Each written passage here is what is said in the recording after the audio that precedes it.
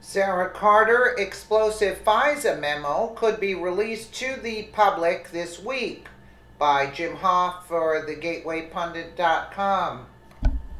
On Saturday, Representative Dave Joyce announced Saturday that the House Permanent Select Committee on Intelligence has launched the process to release the explosive FBI FISA Russia classified memo. David Joyce, great news. Our efforts to #release the memo have been effective, and the HPSIC plans to begin the process to release the FBI FISA Russia memo. This may take up to 19 plus congressional workdays, but Americans deserve to know the truth. The 4-page memo contains evidence that the Obama administration used FISA warrants to spy on both the Trump campaign and transition team. Charges Obama officials have long denied. On Sunday morning, investigative reporter Sara Carter told Fox News and Friends Weekend that the memo could be released to the public this week. Sara Carter, the House Intelligence Committee is going to hold another vote. This vote will be made for the public. They're sure it's going to pass because Republicans are going to pass on the party line to make this available to the public. Then the memo will go to the president, where the president will have 5 days to decide whether or not to declassify the memo. And what I'm being told from my sources, he will declassify that memo for the public. They're actually hoping the memo gets declassified very soon. The latest I've heard is the end of the month, but the soonest could be any time this week. It ought to be an exciting week then. Let's take a quick listen. That graphic. Some GOP lawmakers claiming that FISA surveillance memo will shock the country if it's made public.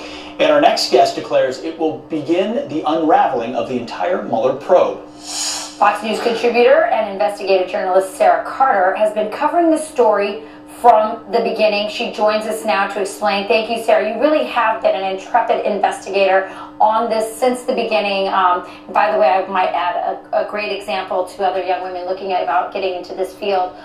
She's a veritable Lois Lane, I have to say it. I had to say it, Sara. Thank you. Oh, with Dean on the show. Yeah. Now, you've really been all over this. You have been all over this. So where do we stand now?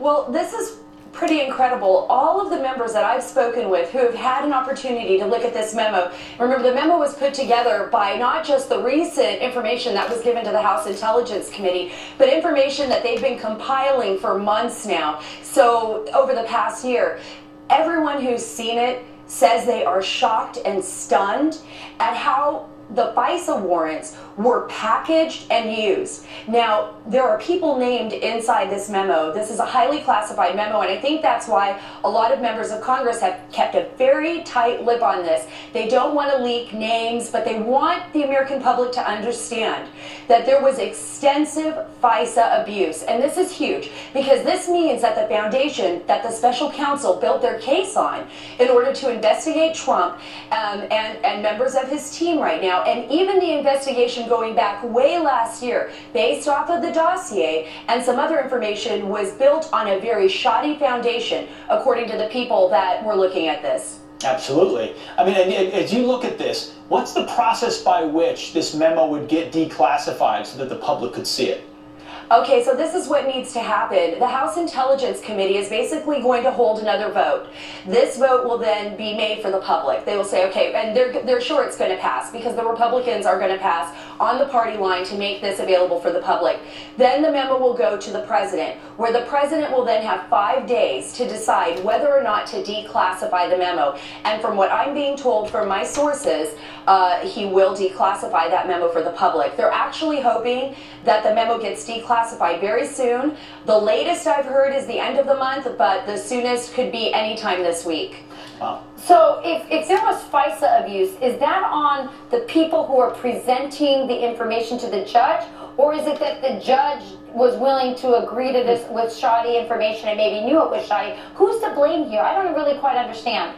Okay, it appears that it would be the people bringing the information to the judge. Now remember, it's not that difficult to obtain a FISA warrant because overall, everybody brings like as much as they can to the judges, to the FIS court. That's the Foreign Intelligence Surveillance Court. So you want to have all your ducks in a row. You want to present these documents and you want them to be solid. So many times the FIS court just approves them. Apparently the first FISA warrants were denied by the FIS court. That's very interesting. They don't usually deny them. Then something else was brought to the FIS court where it was approved. Now what's really interesting is that they kept reauthorizing this FISA surveillance. So we know that it wasn't just the first time, but that the courts were then signing off on continuous FISA surveillance. And I just want to go back, Rachel, really quick. Remember last year we were breaking stories regarding the FISA courts, and they were chiding the Obama administration. From 2011 until now, there was a threefold increase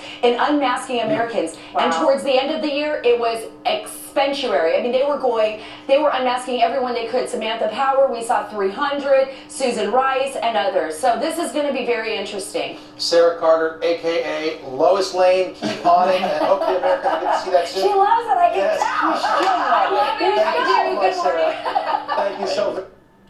Well, that's interesting that they're going to probably release it before the 19 days, you know? That's terrific news. Let me know what you guys think in the comments below. And again, thank you so much for watching.